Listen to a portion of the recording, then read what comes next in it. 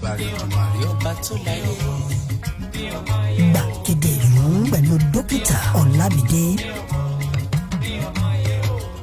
Mo ti ṣèbà gbogbo àgbà tí ń bẹ níwájú mi òdodo ọmọ wọn.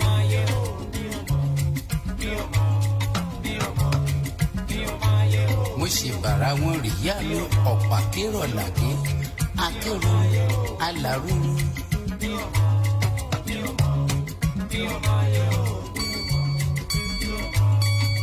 Gbàgede ìlú pẹ̀lú dókítà Ọlámídé níbi tí àwọn òtòkùlú àwọn alẹ́nulọ́rọ̀ láwùjọ àwọn tó mojú ogun ti ń pabìnrin rẹ̀. Gbàgede ìlú ètò tó ń lanilọ́yẹ̀ lágbo òṣèlú ìṣèjọba ará ìlú àti ẹ̀tọ́ oníkálùkù láwùjọ. Gbàgede ìlú pẹ̀lú dókítà Ọlámídé ní gbogbo ọjọ́bọ̀ Thursday láti agogo 11 di aago 12 gbèrè níkànnì ADAMIMOGO 107.7 FM. Gbàgede ìlú ó gbẹ̀nù tán.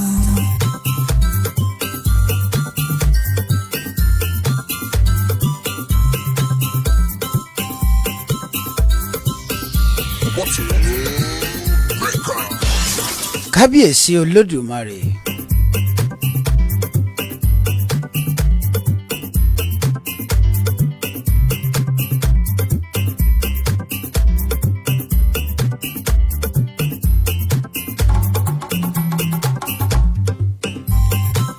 Ǹlẹ́ ọba mi aláwòrábí ọlọ́run tí gbogbo ayé faratì tí ò faratì ohunkóhun ní gbogbo ibi tẹ́ ẹ ti ń gbọ́ ìkànnì ADAMIMOGO 107.7 FM. Gbàgede ìlú náà lètò ètò ní gbàgede ìlú.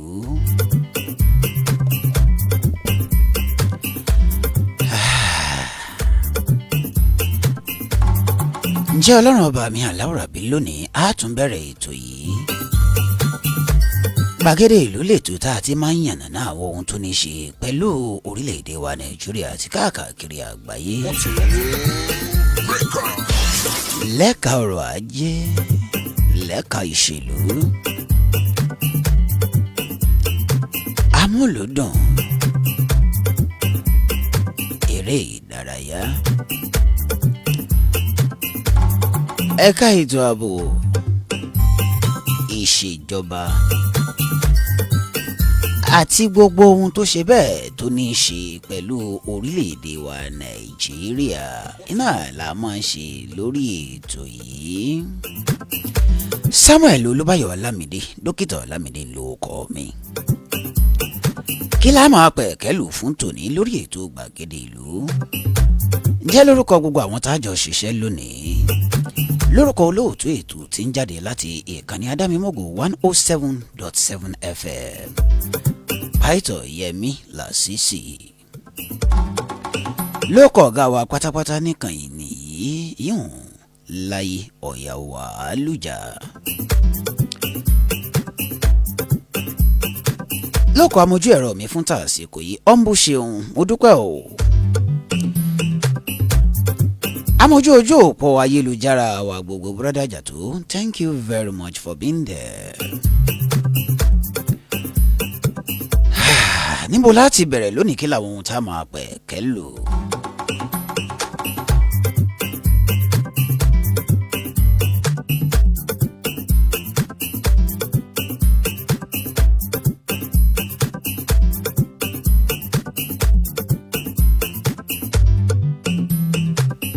Ẹ jẹ́ á bẹ̀rẹ̀ láti bí ọ̀rọ̀ oúnjẹ. Àmọ́ kó tó di wípé ìmọ̀ ṣe bẹ́ẹ̀ sọ fún yín wípé a bẹ̀rẹ̀ láti bí ọ̀rọ̀ oúnjẹ. Àlejò wa ti wà lé agbára. Fún gbogbo ẹ̀yin tẹ́ ń wò wá lójú òpó abánidọ́rẹ̀ẹ́ wa, lójú òpó ìbánidọ́rẹ̀ẹ́ Facebook wa ADAMIMOGO 107.7 FM Ìdó Èkìtì. Ẹ ṣe bẹ́ẹ̀ ẹ máa fi èròǹgbà yín hàn, ẹ bá wa share lógúnlógún, ẹ share lọ́gbọ̀nlọ́gbọ̀n, ẹ share láràràádọ́ta, ẹ pín káàkiri, ẹ jẹ́ káwọn èèyàn mọ̀ wípé a tún ti dé.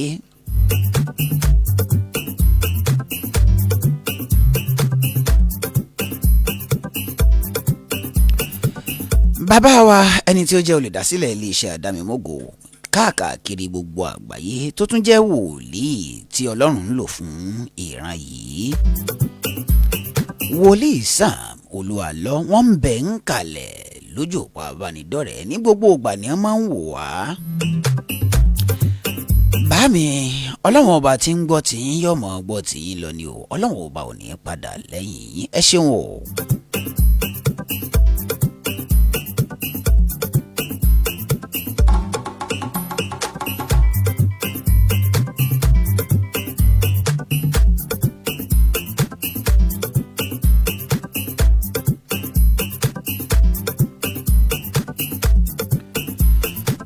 ẹ jẹ́ á bẹ̀rẹ̀ láti àyín níbi ọ̀rọ̀ ọ̀wọ́n gógó oúnjẹ eléyìí tó ṣe bẹ́ẹ̀ tó ti wọ́n gógó lórílẹ̀‐èdè wa Nàìjíríà. ní ìjọba àpapọ̀ báwo ṣùnṣùnṣùn wọn ni àwọn ọkọ̀ àjàgbéjò tirẹ́là eléyìí tí ó tó 2,500 2,700 iná ni wọ́n fi kó ajílẹ̀ káàkiri àwọn ìpínlẹ̀ nílẹ̀ yìí. eléyìí sì ṣàkọ́kọ́ kìí ṣe kejì. eléyìí tá a gbọ́ pé ìjọba àpapọ̀ orílẹ̀-èdè wa Nàìjíríà wọ́n pín gbá wọ́n pín àwo wọ́n pín ìkòkò bàbá àṣàsùn. ẹ jẹ́ nà ń bẹ̀ fún yín bí wọ́n sì ṣe pé wọ́n ó pín. bí wọ́n ti ní pé wọ́n ó pín rèé o, wọ́n ní àwọn ìpínlẹ̀ kọ̀ọ̀kan wọ́n gba ọkọ̀ àjàgbéjò ńlá wọn ajílẹ̀ táwọn ń pè ní fertilizer. wọ́n ní wọ́n gba 60 ẹnì yín ìpínlẹ̀ kọ̀ọ̀kan 60 trucks for each state. I'm talking about fertilizer. wọ́n wá ní gbogbo àwọn sẹ́nitọ̀ wa bí wọ́n ṣe pé 119 109 ni wọ́n o.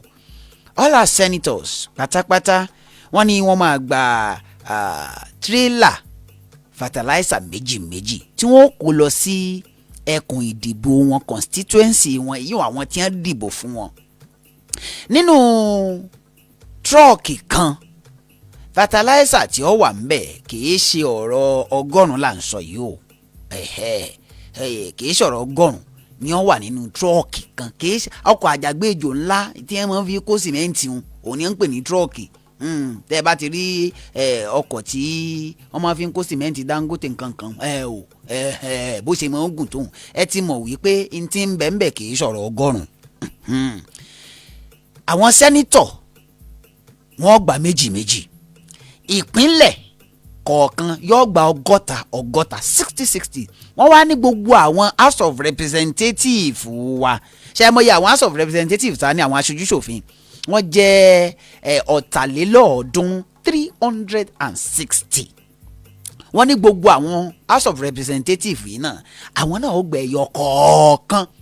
ó túmọ̀ sí pé ní ẹkùn ìdìbò sẹ́nítọ̀ kan ó túmọ̀ sí wípé yàtọ̀ sí ti ìpínlẹ̀ ní ẹkùn ìdìbò sẹ́nítọ̀ kan á ní representative 3 ó kéré pin. ní ẹkùn ìdìbò sẹ́nítọ̀ kan ó kéré pin á ní representative 3. tá a bá wá ní representative 3 ó túmọ̀ sí wípé pẹ̀lú ti sẹ́nítọ̀ fúnra rẹ̀ àti tàwọn representative 3 ó jẹ́ tírọ́ọ̀kì 5 tí ó gúnlẹ̀ sí ẹkùn ìdìbò sẹ́nítọ̀ kọ̀ọ̀kan. ṣé ẹ ń bá mi fọkàn bá láyé òun bọ̀. tá a bá wá wò ó tá a bá wá ní ká fi tìpínlẹ̀ kún kò sí ìpínlẹ̀ tó ní kọjá 44 local government lórílẹ̀‐èdè wa Nàìjíríà. ìpínlẹ̀ kan ló sì ní Kano, òun nìkan ló ní 44 local government. eléyìí tó tẹ̀lé òun ní ìpínlẹ̀ Ọ̀yọ́ tó ní 33 local government.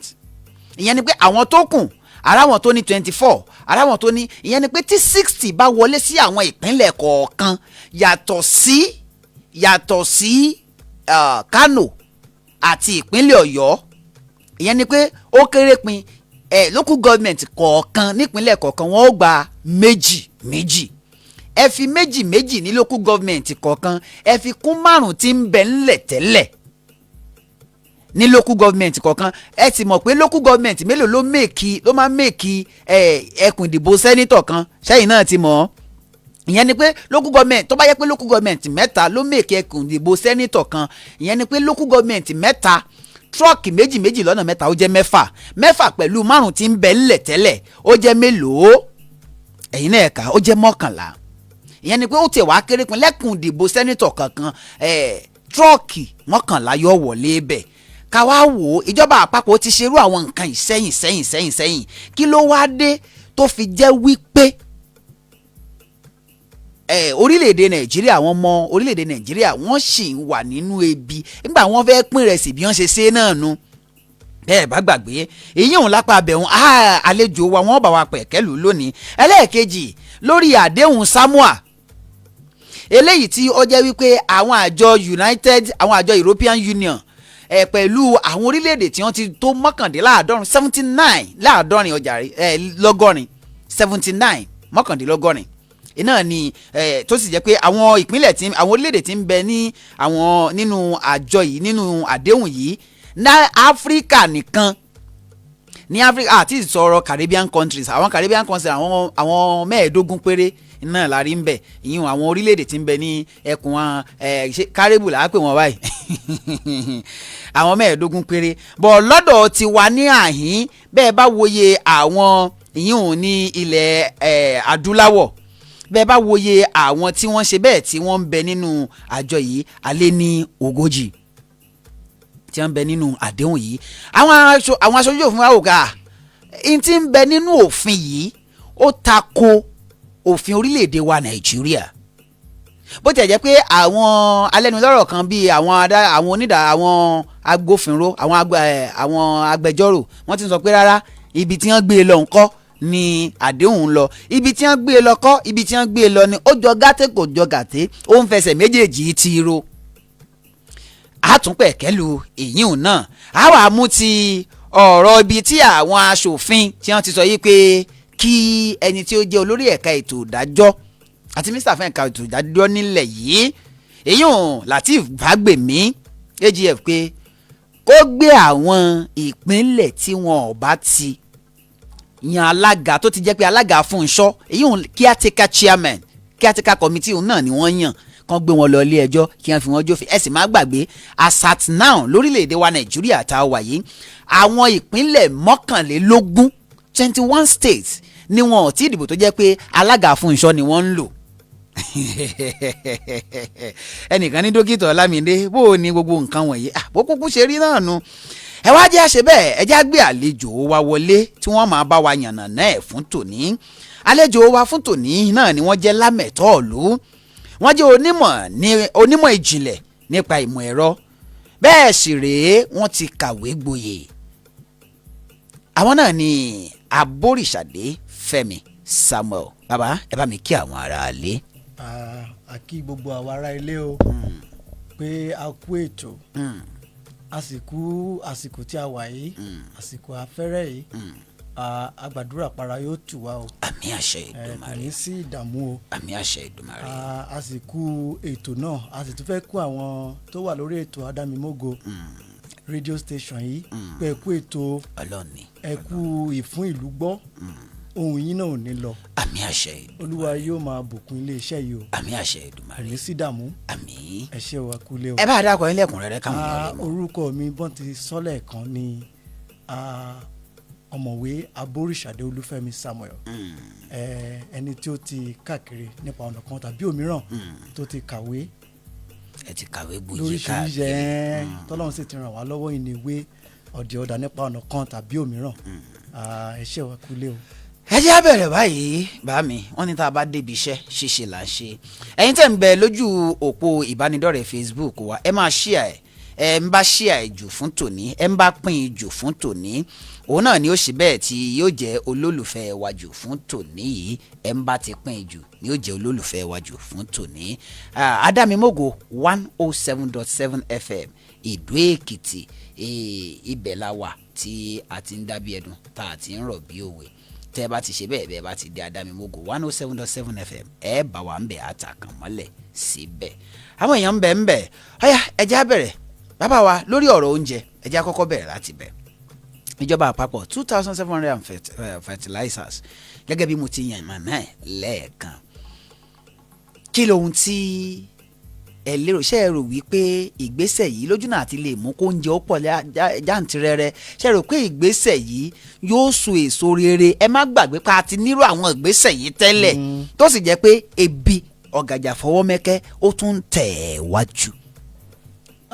tàbá ní parọ́ olóòtú ìjọba ń gbìyànjú ní agbára tiwọn àwọn àgbà wọn ní adìyẹ ńlá gùn ṣùgbọ́n ìyẹ́ ni ò já mọ̀ àwọn ilé ìtàn ti ṣe sẹ́yìn lóríṣiríṣi nípa ètò àti kóúnjẹ pọ̀ ní ìlú lóríṣiríṣi tí ìjọba ti ń gbé kalẹ̀ ó mẹ́hẹ kò fi bẹ́ẹ̀ tí múnádóko tó pàpà kó dẹ̀ síbẹ̀ oúnjẹ tún ṣọ̀wọ́n ní ìlú òun ló jẹ́ kí àwọn sẹ́nétọ̀ kọ̀ọ̀kan láìpẹ́ yìí tán tún gbé dìde wọ́n pe máa kọ́ ní sẹ́nétọ̀ Sunday Karimi ní Kogi West àti sẹ́nétọ̀ Ali Ndume ní Borno South àwọn ló mú òfin jáde ló túbọ̀ tẹ ìjọba létí pé ebi ń para ìlú kí la lè ṣe ó yẹ tún ṣe nǹkan kan ó máa tó àkókò kan tá à ní lè lọ ẹ̀ka ìdìbò wa mọ́ à ní lè rìn káàkiri láàrin ìgboro kí la lè ṣe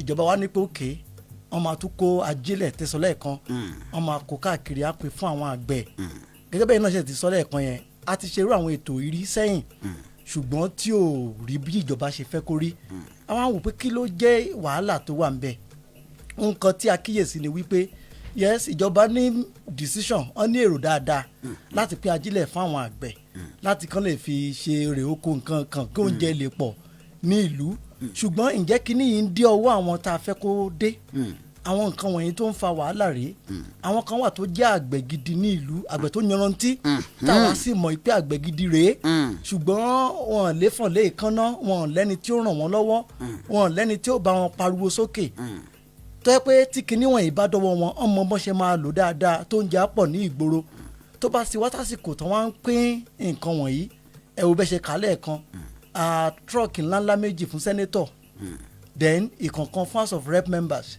pé kẹ́ lọ lé ẹ̀ka ìdìbò ní gbogbo ẹ lọ pín ká má ti wàá sọ ti bíi ti 60 tán kó fún state kankan tàbá ní parọ́ ìjọba ti gbìyànjú ní apá ìyíhùn wọ́n ti gbìyànjú tó ohun tá a wá nílò láti mọ̀ ní wípé ǹjẹ́ ó dé ọwọ́ àwọn tó nílò rẹ̀ ọ̀pọ̀lọpọ̀ ni wọ́n nílò kíní wọ̀nyí rárá tí wọ́n nílò tó sì nǹkan tó fẹ́ fi ṣe ṣùgbọ́n mítà torí ojú kòkòrò àbí nǹkan kan ló wá di pé ọ̀n kó sọ́dọ̀ ọ̀n dúró dìgbà táwọn èèyàn máa bẹ̀ wọ́n ẹjọ́ sá ẹ ràn wá lọ́wọ́ òkè àwọn fẹ́rẹ̀ pé ìwọ jó lóòótọ́ sí mi ìwọ jẹ́ alátìlẹ́yìn mi dáadáa gbà kan míwá kíní yẹn ò tọ́ sí ó láwọn gan tó yẹ kí kíní ìtọ́sí tó yẹ kán gbà á tó máa wá gbà á ìgbà yẹn ni ìpinnu àti èrò ìjọba á wá sí ìmúṣẹ tó rà àwọn ènìyàn wọ̀nyí á lò ó bó ti yẹ kán lò ó bóyá àgbàdo ló yẹ kán lò mọ́ o iṣu ló yẹ kán lò mọ́ o ẹ̀gẹ́ ló yẹ kán lò mọ́ o á lò ó oúnjẹ á wá sí wàá pọ̀ ní ìgboro yanturu ẹ jẹ́ kí n sáré yàbàrá sà ìgbà tí àwọn ọmọ kan ń jà ń gbà yẹn tá a pè ní EndSARS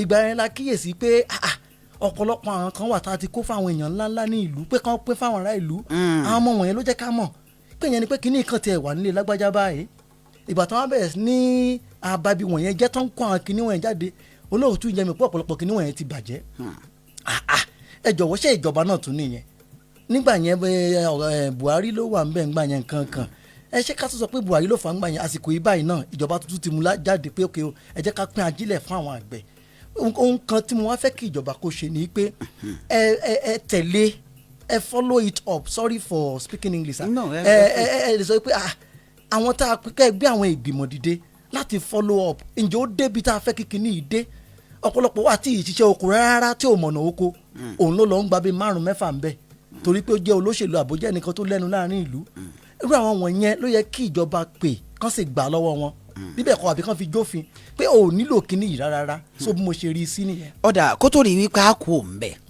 ẹ jẹ́ kí n kọ́kọ́ sọ̀rọ̀ yìí ẹ̀yin tẹ̀ ń bẹ lójú òpó ìbánidọ́rẹ̀ẹ́ Facebook wa a rí àwọn tí wọ́n ti ń pín Ìṣọ̀lá Johnson Báyọ̀ wọ́n ti pín Awóníyì Ọlátúnjí wọ́n ti pín ẹ bá wa pín dáadáa ẹ máa share káwọn èèyàn ó lè ṣe bẹ́ẹ̀ kí wọ́n lè rí ẹ máa share ẹ̀yin aráalé ẹ má gbàgbé o gẹ́gẹ́ bá a ti là á kalẹ̀ ó tiẹ̀ wá kéré pin irú Ìdó ìbáyìí ní ìsìn Ìdó local government ó wá kéré pin a gbọ́dọ̀ ní tírọ́ọ̀kì méjì tí ó sọlẹ̀ síbí. bẹ́ẹ̀ ni sà bẹ́ẹ̀ ni olóòtú.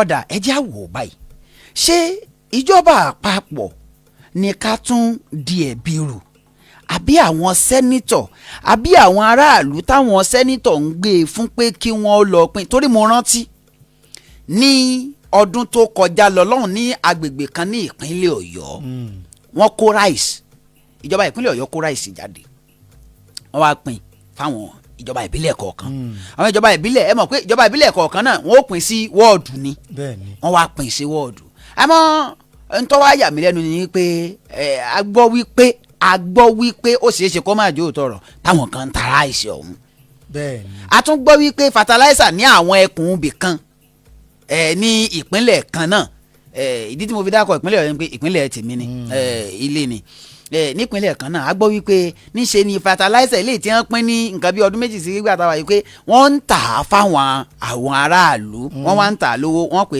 àwọn ń tà á lówó pọ́kú ta ni ká bá wí àti wípé eléyìí tẹ́ ń sọ pé kíjọba ó tún ṣẹ̀ṣẹ̀ gbé ìgbìmọ̀ kan kalẹ̀ àwọn ìgbìmọ̀ yìí náà ó gbowó wọn ò ní ṣiṣẹ́ láì gbowó ọ̀pọ̀lọpọ̀ àwọn ìgbìmọ̀ láti ti gbé kalẹ̀ lórílẹ̀‐èdè nàìjíríà tó jẹ́ pé wọ́n kùnà àáyà sí bíi tẹlẹ́pọ̀ àmọ́ kẹ́ kọ́kọ́ ṣe bẹ́ẹ̀ kẹ́ kọ́kọ́ dáhùn ìbéèrè mi yìí ná. ẹ ṣe ìjọba àpapọ̀ òun ló gbé ìpinnu yẹn jáde. bẹ́ẹ̀ni.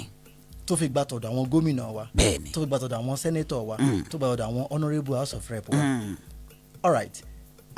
Tó bá máa láti ìnáwó kan lọ nípa ti kọ́mítì tí mo sọ lẹ́ẹ̀kan tí mo fi yà síbẹ̀ yẹn ni wípé kí ìjọba ṣáà make sure abẹ́ bó ti wù kó rí. wípé wọ́n supervise ẹ̀. pé kí ní ìdè ibi tá a fẹ́ kó dé láéláé ní ìdálẹ́bi yóò máa wà nǹkan ò lè mọ̀ dáa báyìí kó jẹ́ dókítà ẹ̀yin olóòtú la máa bá wí kó jẹ́ ẹ̀yin la máa ẹni tó bá ti jẹ́ ààrẹ orílẹ̀-èdè òun náà ni gbogbo ayé yóò mọ̀ pariwo bó ti wù kí wọ́n bá lè yọ orí ara bí nǹkan kan gbé jẹ́ kí kinní yìí ó dọ́dọ̀ àwọn tó bá yẹ kó dé bí ò lè tán nílùú àmọ̀ yẹn ṣùgbọ́n a lè fi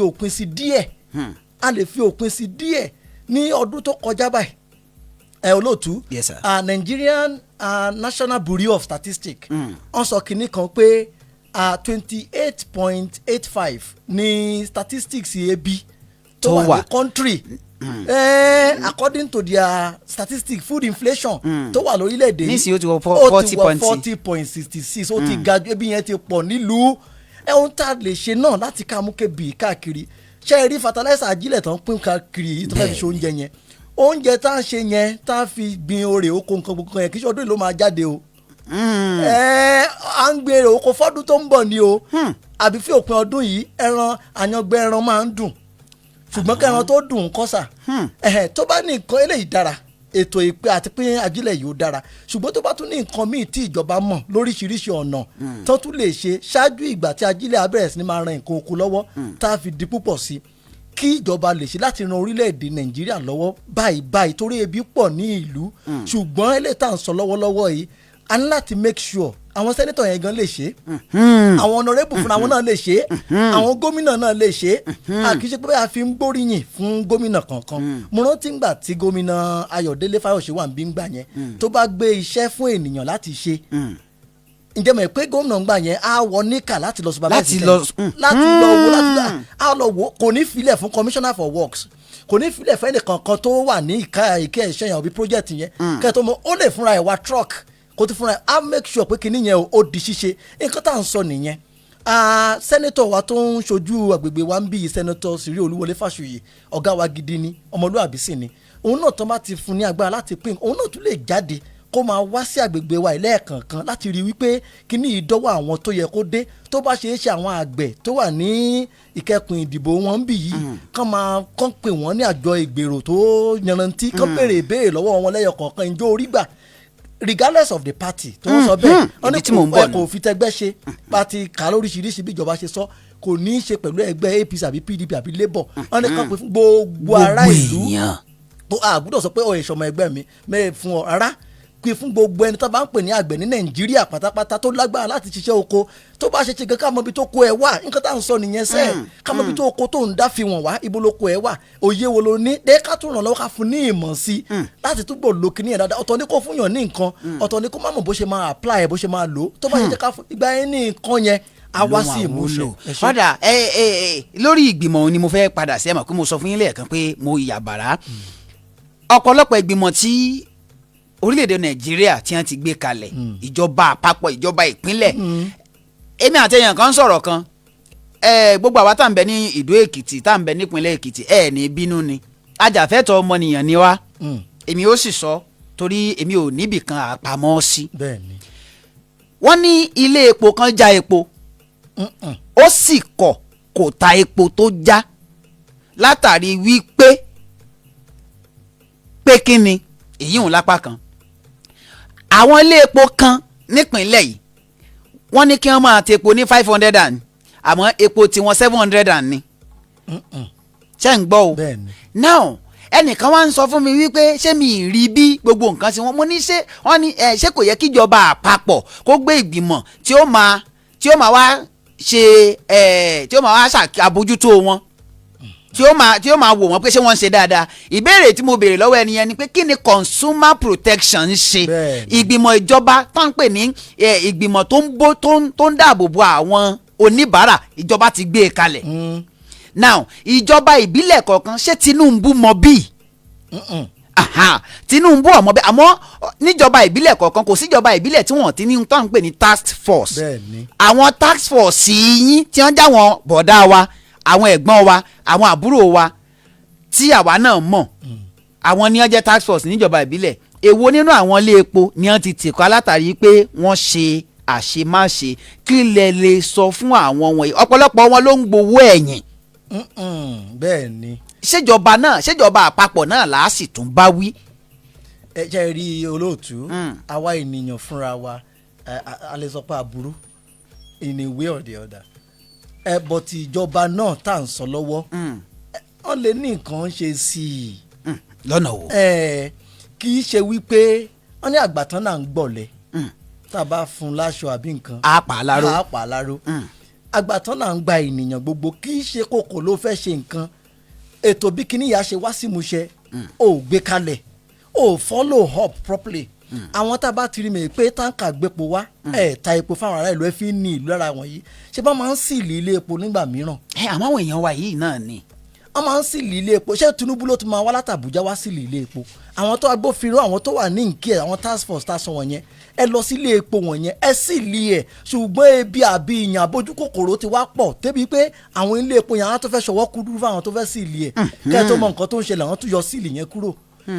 No èló náà fẹ́ fún ẹ ju iṣẹ́ tó yẹ kó o ṣe tá a gba àlùbáríkà tá a gba ire lọ́wọ́ àwọn ará ìlú. Ṣùgbọ́n tá a bá ti fún ẹ níṣẹ́ ṣe má ṣe ro nǹkan tí àwọn ilé epo máa ṣe tá a fi ẹ́ jìyà àbí rìbá tó fẹ́ gbà dúró tì í. Ṣùgbọ́n àwa fúnra wa náà gan fúnra wa irọ́ pọ̀ ìtànjẹ sì pọ̀ ohun tá a ó jẹ lóríṣiríṣi tẹ̀m̀bẹ̀lẹ̀kù àti owó ẹ̀yìn kò jẹ́ kárànra wa lọ́wọ́ rárá. Tẹ́bí kí tá a bá rí ohun tí ò dára ó yẹ ká lè pariwo jáde pé kí ni yóò dára. Ṣùgbọ́n tá a bá ti fún wa ní panumọ́ ó tán ohun tó yẹ ká ṣe lójúṣe wa gẹ́gẹ́ bí agbófinró àwa ní ṣe mọ́. So gbogbo wa náà la ní nǹkan ṣe ṣùgbọ́n tá a bá ní parọ́ ìjọba ló ní í ṣe lọ́pọ̀lọpọ̀ jù òun la fi yàn wọ́n gẹ́gẹ́ bí olórí àti aṣáájú wa. Ṣé ìjọba àpapọ̀ àbí ìjọba àpínlẹ̀ àbí ìjọba. At different levels sir. Ní gbogbo. Bẹ́ẹ̀ ni ní gbogbo ìka àti ẹkùn ìjọba bá a ṣe rí local government chairman responsibility wà lórí ẹ̀. Ó wà lórí governor ó wà lórí rep ó wà lórí senator you are a leader ń yàn ẹ́ láti lọ ṣojú wa ni. So ohun tó bá lè mú kára dé ará ìlú òun ni kí ìwọ kí ó ṣe. Ẹ ṣe sà. Ọ̀dà kátó ẹja kò lórí ẹ̀ a ti rí àwọn àtẹ̀jíṣẹ́ ẹ̀yin tẹ̀ ń bẹ lójú òpó ìbánidọ́rẹ̀ẹ́ Facebook wa tẹ́ ẹ wà ní Ìdó Èkìtì tẹ́ ẹ wà nípínlẹ̀ Èkìtì tẹ́ ẹ wà nípínlẹ̀ Kwara tẹ́ ẹ wà nípínlẹ̀ Ọ̀yọ́ tẹ́ ẹ wà ní ìpínlẹ̀ Kogi tẹ́ ẹ wà ní Ẹdó ní gbogbo ibi tẹ́ ẹ bá wà lórílẹ̀‐èdè Nàìjíríà àti káàkiri ẹ láwọn sẹ́nitọ̀ yín ẹ lè fi èròǹgbà sáwọn sẹ́nitọ̀ yín ṣe dáadáa ẹ fi ṣọwọ́ sójú òpó ìbánidọ́rẹ̀ẹ́ Facebook wa ADAMIMOGO 107.7 FM Ìdó Èkìtì ẹ̀yin tẹ́ ẹ mọ àwọn ọ̀nàrẹ́bù yín ṣe ń ṣe dáadáa eléyìí tẹ́ ẹ bá fẹ́ ká gbé wá sórí ètò yìí ẹ jẹ́ á mọ̀ ọ́n á ṣe bẹ́ẹ̀ á gbìyànjú bí wọn bá ti dá wa lóhùn á wà sọ fún yín pé tó wọn ò dá wa lóhùn o á wà jíṣẹ́ fún yín àmọ́ ẹ máa pín lójú òpó ìbánidọ́rẹ̀ẹ́ Facebook ẹ jẹ́ kí n jẹ́ kí àlejò mi ó sinmi ní ráńpẹ́ lẹ́yìn ìgbà náà ká tẹ̀ wájú. Pẹ̀lú dókítà Ọlámidé níbi tí àwọn òtòkùlú àwọn alẹ́nulọ́rọ̀ láwùjọ àwọn tó mojú ògùn ti ń pabìnrin rẹ̀ gbàgede ìlú ètò tó ń lanilọ́yẹ̀ lágbo òṣèlú ìṣèjọba ará ìlú àti ẹ̀tọ́ oníkálùkù láwùjọ gbàgede ìlú pẹ̀lú dókítà Ọlámidé ní gbogbo ọjọ́bọ̀ Thursday láti agogo 11 di aago 12 gbèrè níkànnì ADAMIMOGO 107.7 FM gbàgede ìlú ó gbẹ̀nù tán.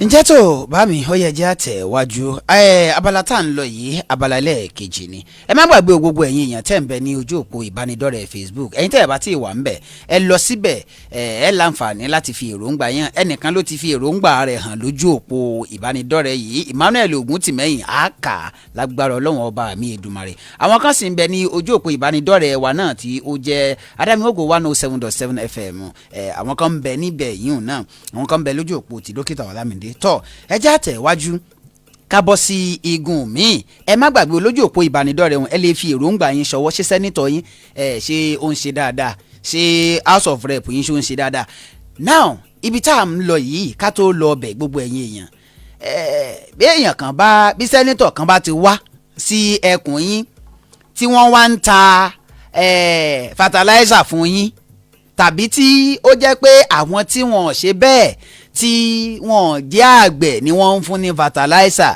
tàbí tó jẹ́ pé tọmọ ẹgbẹ́ òṣèlú ni wọ́n fi ń tò ó ẹ lè pe nọ́mbà Dókítà Ọlámídé lẹ́yìn ètò àti gbogbo ẹ̀yin tẹ́ ẹ fẹ́ ṣe ìpolówó ọjà lórí ètò yìí ẹ̀yin tẹ́ ẹ fẹ́ ṣòǹgbọ̀wọ́ ètò yìí ẹ̀yin tẹ́ ẹ fẹ́ pe Dókítà Ọlámídé fún ayẹyẹ kan tàbí òmíì ẹ pe Dókítà Ọlámídé lẹ́yìn ètò nọ́mbà mi rèé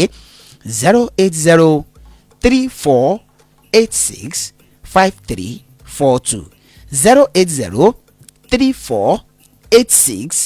08034865342 ẹ gbọ́ lẹ́ẹ̀kan sí o 08034865342 ẹ má tí ì pè mí báyìí ẹ̀yìn ètò iná ní kẹ́ ẹ ṣe bẹ́ẹ̀ kẹ́ ẹ pè mí lẹ́yìn ètò àjọ fi ọ̀rọ̀ jomi toro ọ̀rọ̀ ọ̀gá àwa ẹ̀jẹ̀ àtẹ̀wájú ọ̀gbẹ́ni ọ̀mọ̀wé babarin Samuel Aborisade ẹ̀jẹ̀ àjọ wò báyìí àwọn èèyàn wa ti ń pè láti FMC ẹ ṣeun adúpẹ́dúpẹ́ ẹ ṣeun ẹ lè pè mí lásìkò yìí ó bá ti di bá ti parí ètò ẹ máa pè mí ìjọba àpapọ̀ buwọ́ lu àdéhùn kan tá à ń pè ní Samuel wọ́n buwọ́ lù làwọn aṣòfin bá yarí wọ́n bá ní rárá o wípé kinní kan ń bẹ ẹ̀ka kan ń bẹ ìpín kan ń bẹ nínú àdéhùn Samuel yìí eléyìí tó jẹ́ wípé ó ní í ṣe pẹ̀lú ìbáṣepọ̀ akọsákọ abosábo àti àwọn nǹkan míì eléyìí tó sì jẹ́ pé ó tako òfin orílẹ̀-èdè wa Nàìjíríà gẹ́gẹ́ bí wọ́n ti kọ́ lọ́dún 1999 ìbéèrè mi rèé bó tẹ̀ jẹ́ pé àwọn agbẹjọ́rò kan ti ń sọ pé rárá pé ibi tí wọ́n ń gbé e lọ́hùn pé bẹ́ẹ̀ kọ́ ló ti ṣe rí ẹ sì má gbàgbé wípé orílẹ̀-èdè 79 iná ni wọ́n buwọ́ lu ìwé àdéhùn yìí ìwé àdéhùn yìí sì ti wá borí àdéhùn eléyìí tí wọ́n buwọ́ lù ní Kòtónú ńjọ́ kan ńjọ́ yún lọ́hùn ní ọdún 2000 kí lè rí sí ṣé ìjọba àpapọ̀ ṣé ká sọ wípé wọn ò ní ìmọ̀ tó nípa àdéhùn kí wọ́n tó buwọ́ lù ni àbí kí la lè pè.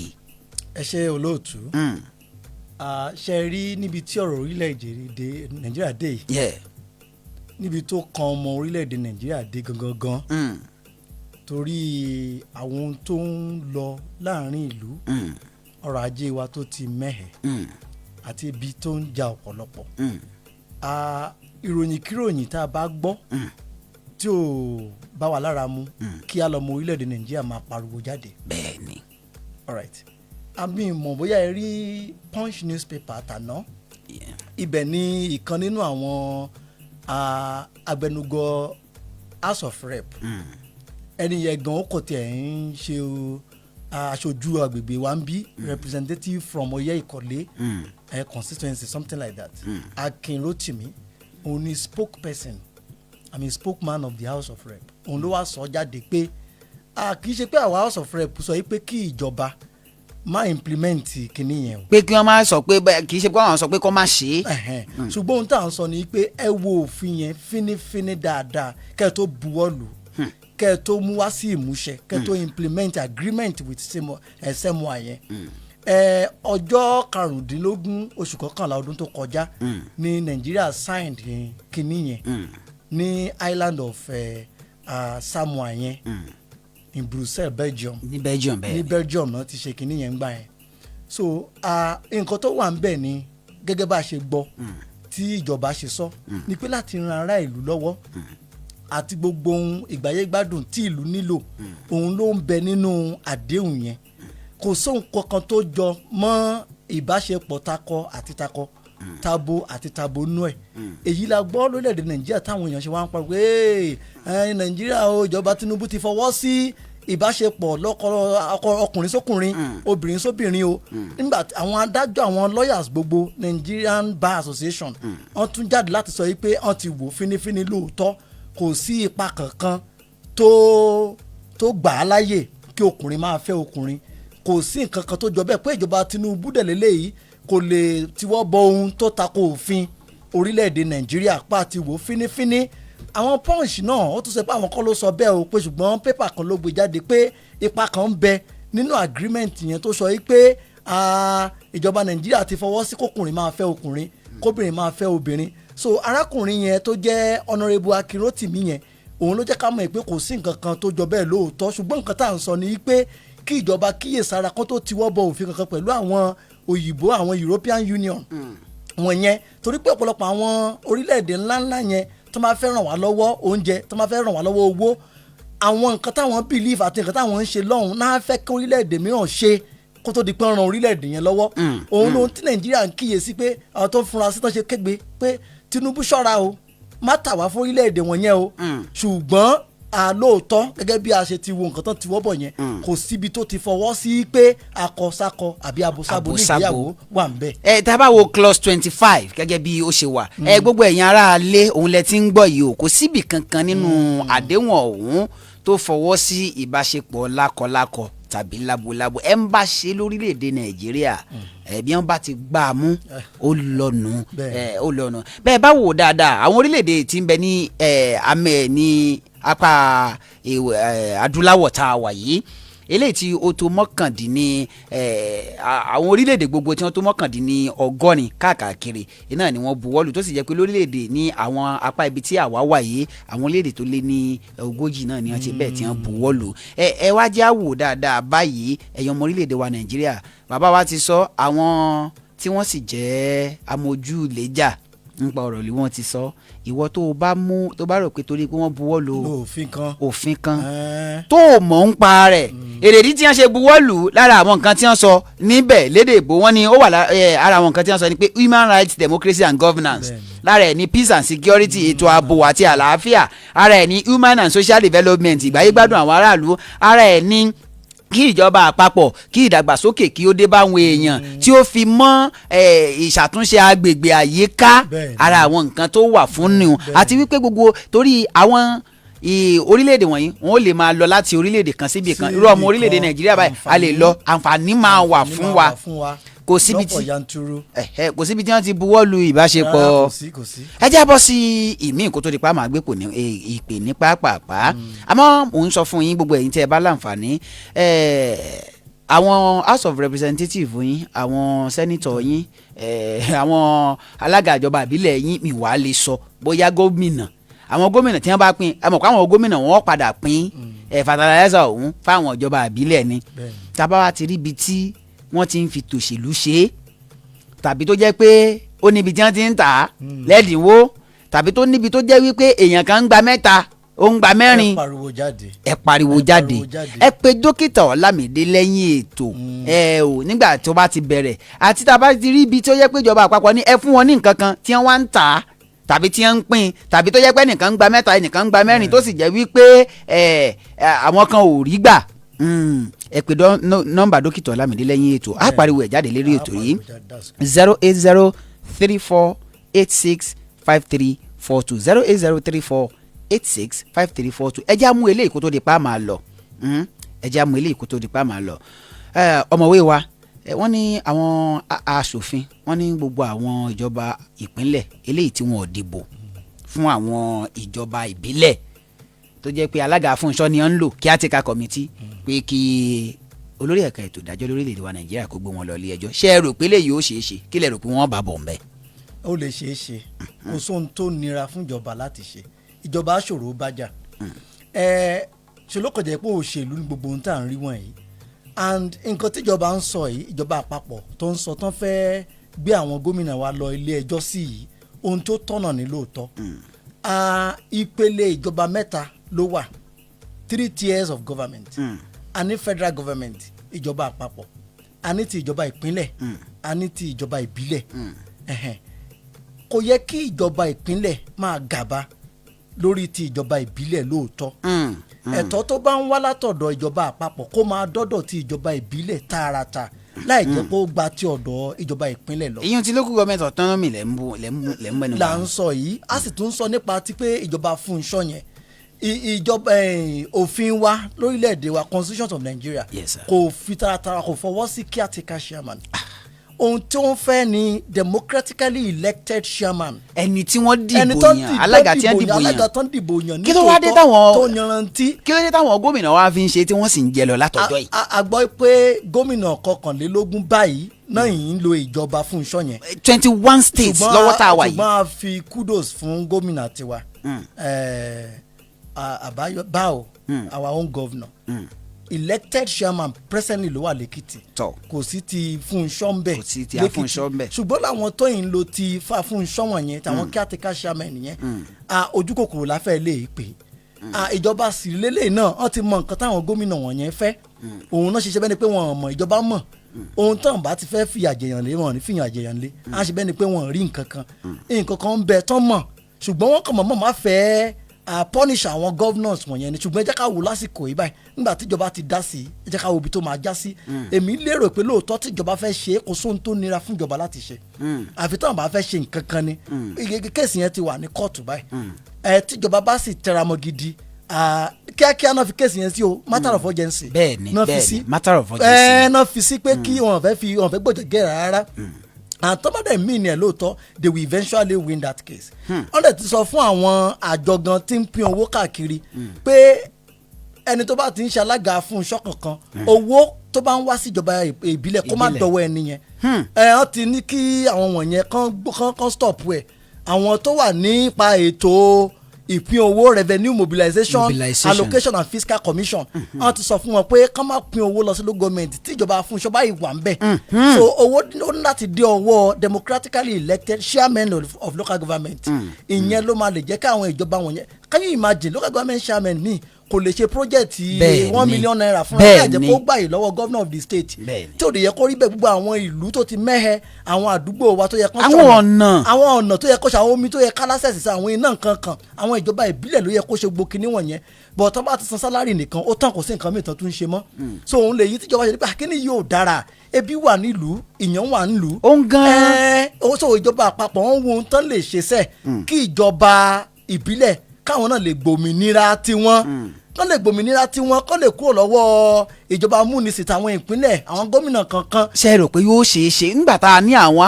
house of assembly àwọn ọ̀dọ́ wa náà ní ẹ̀ ń bẹ́ẹ̀ bẹ́ẹ̀ tí wọ́n kọ̀ tí wọ́n ò buwọ́ lu local government autonomy ìdádúró yìí ṣe rò pé yóò ṣeé ṣe ṣe rò pé ìjọba ò rí ṣe. dókítà yes sir. kò sóhun tó ìjọba lágbára ìjọba ń pè ìjọba lágbára ìjọba ìbílẹ̀ ìjọba ìpínlẹ̀ wọn lè lágbára ju ìjọba àpapọ̀ lọ.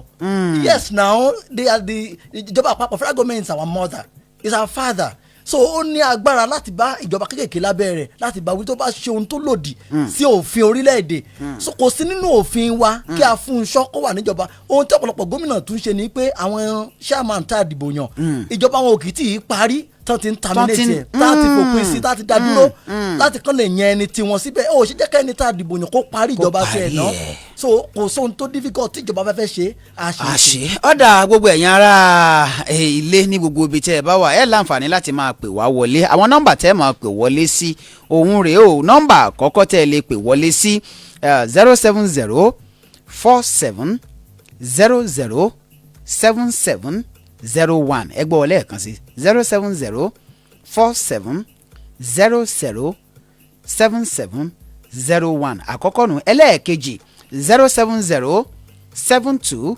76 62 78 070 72 76 62 78 ẹ̀yin tẹ́ ẹ̀ bá ń bẹ nílẹ̀ òkèèrè nọ́mbà tẹ́lẹ̀ pè é ẹ̀yin tẹ́ ẹ̀ sí nàìjíríà +234 70 47 00 7702 ẹ já bẹ̀rẹ̀ sí ní gbé ìpè àwọn aráalé ẹnìkan tí ń bẹ̀ ń bẹ̀. hello. hello. hello. ẹ káàárọ̀. ẹ káàárọ̀ sọ. ó kọ́yìn àti bìtẹ̀ tí ń bè. Anthony Adédìran látọ̀ state. láti bó sà. Ọ̀ṣun state. láti ìpínlẹ̀ ibo nípínlẹ̀ Ọ̀ṣun. Odò Ọ̀tìn. Odò Ọ̀tìn ẹ tẹ̀ wájú sà. ẹ kú sẹ́. Ọlọ́run ni. lọ́wọ́ pẹ̀lú yín. Àmì àṣẹ Èdùmàrè. ẹ ò ní ṣiṣẹ́ o. Àmì o.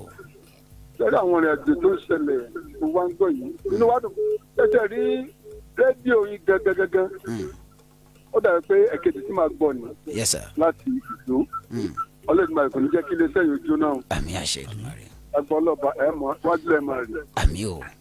ẹni ọ̀rọ̀ federal government tí wọ́n ń sọ wọ́n lágbára lórí gbogbo nǹkan pátá. ẹ rí gbogbo nǹkan pátá wọn ti sọ di olóṣèlú. báwo ni bá fẹ́ sòótọ́ òun jẹ́ kí ó sòótọ́. òní federal government bá fẹ́ ṣègbésẹ̀ lérí gbogbo nǹkan wọn ò ṣe ní tòótọ́. àmọ́ àwọn jẹgúdújẹrá ti pọ̀ fún òní jẹ́ kí òótọ́ jáde. ẹ ṣeun. ẹ wo ọ̀rọ̀ petrol tẹ́ ń sọ. Yes sir. ọ̀rọ̀ petrol yẹn gbogbo ìlú ni. àwọn task-force wà bó tí wọ́n ní ṣe wọn bí iṣẹ́. àwọn task-force yẹn wọ́n wà wọ́n ti ní kọ́lẹ́sẹ̀ pẹ̀lú àwọn elépo. débi pé wọ́n ní sòótọ́ fún wọn. ẹ ṣeun àdúpẹ́dúpẹ́ ẹ ṣeun àdúpẹ́dúpẹ́ tẹ́ ẹ bá ti pè wá wọlé ìṣẹ́jú kan péré iná lẹ́ni lórí ètò yìí. Hello. Hello lótú. ó kọ yín àti bìtẹ́ tí ń pè sá. Àyànníkọ́gbó ló ń pè yín. ẹ ṣeun ẹ tẹ̀wájú bá mi. ẹ máa kó ètò ọgbà dúrọ́ọ̀kì yín. Àmì o. olùpẹ̀lọ́wọ́ láfẹsẹ̀tẹ̀ gbẹ́ láàárọ̀ yìí. àìsàn kò pé pọ̀lú ọkàn mi. ọlọ́pàá kò tí mú kó láàárọ̀ yìí. ìyẹn ní àkọsàkọ abúsàbò wọn yẹn. ṣé pé Nàìjíríà yìí gbàjọ́mi yọ kékeré mọ́ o. ṣé ìjọba bẹ̀rẹ̀ rí pé láti yọ ọgbọ́n náà yọ ọgbọ́n central government àríkà ṣe kiri lẹ́tà wákìtì gbé jáde. àkọsí akọ abúsàbò nǹkan burúkú ni. ààrẹ tó kó bí lọ nínú náà nìyẹn. ìyẹn jà ìkẹ́bùkù ṣẹlẹ̀ ibi Ọlọ́run ni ẹja yí padà. ẹ ṣeun àdúpẹ́dúpẹ́ ẹja gbé tẹlómi. Hello. Hello sir. ó kọ yín àti bìtẹ́ tí ń pè. ẹ káàárọ̀, I'm calling from Kwara State. Where in Kwara State are you calling from? I'm calling from Okero. Ìkìrun. Okero. Okay. Yes. Yeah. Go ahead with your contribution. Kan tó kàn ṣẹlẹ̀ ni pé gẹ́gẹ́ bí a ṣe gbọ́ news láàárọ̀ yìí. Federal government ti dìgbì àpé àwọn fún local government ní autonomy. So tó bá dẹ̀ bó ṣe ń lọ yìí we will see that everything will be changed by God's grace. àmọ́ kí n pẹ́ kó so. ẹ ṣeun adúpẹ́ lọ́wọ́ Fábọ́rọ̀ Gbádébọ̀ Adéníyì ó ti tẹ̀lé wa lójú òpó ìbánidọ́rẹ̀ẹ́ Facebook wa. Ògúnmọ́lá Sunday wọ́n ti di ẹni tó ń tẹ̀lé wa, bẹ́ẹ̀ náà ni Adéyẹmọ Olúwaṣeun ọlọ́wọ́ síbí àwọn náà ti ṣe bẹ́ẹ̀ wọ́n ti tẹ̀lé wa. àwọn tó ṣíà ètò wa láàárọ̀ yìí Ìṣọ̀lá Johnson, Báyọ̀ Awóníyì Ọlátúnjí wọ́n ṣíà ètò ọ̀hún lójú òpó ìbánidọ́rẹ̀ẹ́ Facebook wa. a ní Emmanuel Oguntìmẹ́yìn níbi tí wọ́n sọ pé good morning, please point of correction, senator of our constituency have not done anything for the people of Ìdó-Èkìtì, thank you.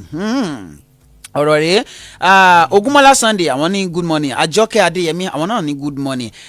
lórúkọ a gbìyànjú láti ké sí láti kàn sí sẹ́nítọ̀ àti àwọn aráàlú. ẹ̀yin aráàlú ẹ̀yin náà lẹ́ẹ̀ láǹfààní tó bá dọjọ́ mẹ́jọ ẹ ti máa fi àtẹ̀jíṣẹ́ yín rí dájú pé ẹ lọ jókòó sójú òpó Facebook wa so that ẹ lè fi ṣọwọ́ dáadáa. ẹ já gbé pé àwọn kan sí. hello.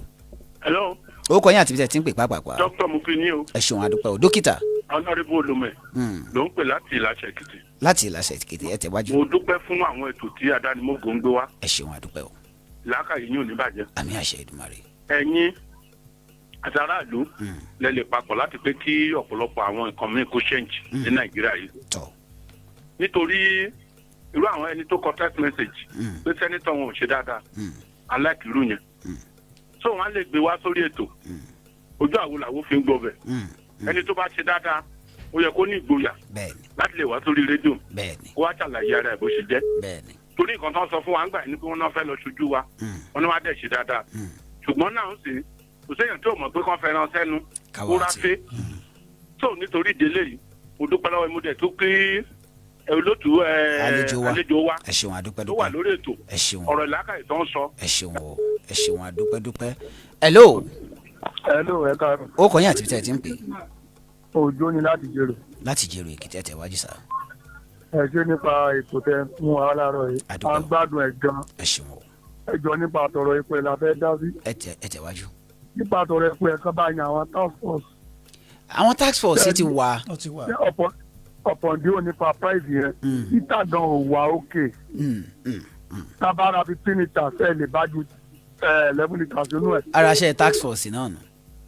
wà á gbádùn ẹ̀gbìn lítà wọn rárá tó bá kàn yan àwọn task force. tẹ́pọ̀ bá wọ́n ọ̀rẹ́dà àpépọ̀ wọn bọ̀ kí ni lítà tá a rà. tí o tún pé ọ̀rọ̀ rèé. hello. hello sir. ó kọ́ yín àti peter ti ń pè. ọlágòkè ló ń pè láti ìlú ayédè èkìtì. láti ayédè ẹ̀ tẹ̀wájú sá. ẹjọ́ ọlọ́run àwọn elépo yẹn àti àwọn táwọn sọ ẹ̀kọ́ lè bá a ṣe tó jẹ́ pé kọ́kọ́ nọ́mbà wọn síbẹ̀ ẹjọ́ ò bá ti ṣe tó nọ́mbà ká lè máa pè wọ́n. ọ̀dà àtẹ̀wá á gbìyànjú ẹ ṣeun á gbìyànjú láti rí i dájú pé bóyá olórí àwọn task force nípínlẹ̀ èkìtì á gbìyànjú láti wá wọn rí tá a bá lè wá wọn rí tá a lè gbé wọn wá sí orí ètò yìí bàbá wa ẹ máa bá wa dágbére torí àkókò wa ti lọ.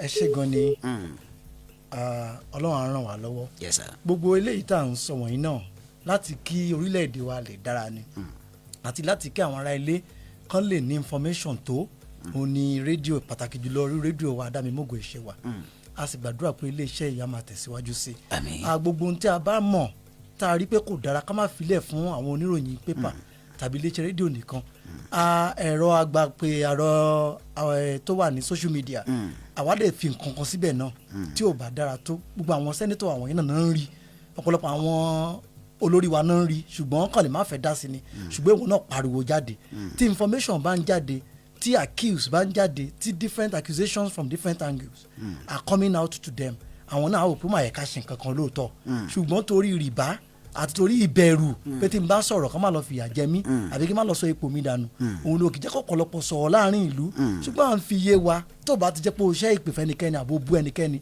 kò fi ẹ̀hónú hàn kò sí nǹkan tó burú ń bẹ̀ a sì gbàdúrà pé ọlọ́run yóò ràn gbogbo wa lọ́wọ́ ètò yìí yóò máa gbèrú sí o iléeṣẹ́ yìí yóò sì máa tẹ̀síwájú ẹ ṣé gan ni adúpẹ́ o. ẹ ṣeun adúpẹ́ fún gbogbo ẹ̀yin èèyàn tẹ̀ ń bẹ nílé ìhà yín lámàgé pété fún tòní lórí ètò gbàgede ìlú pẹ̀lú dókítà Ọlámídé fún gbogbo ẹ̀yin tẹ́ bá fẹ́ ṣe ìpolówó ọjà lórí ètò yìí àti gbogbo ẹ̀yin tẹ́ bá fẹ́ pè mí nọ́mbà mi rè lẹ́yìn ètò 08034865342 08034865342 adúpẹ́ lọ́wọ́ àlejò wa fún tòní ìbànújẹ́ òní dé báyìí ẹ máa lọ síwájú sí i tá a bá pè yín nígbà míì wọn pẹ́ tún ṣe bẹ́ẹ̀ ẹ tún jẹ́ wa ó ṣe kíni o ó dàbọ̀.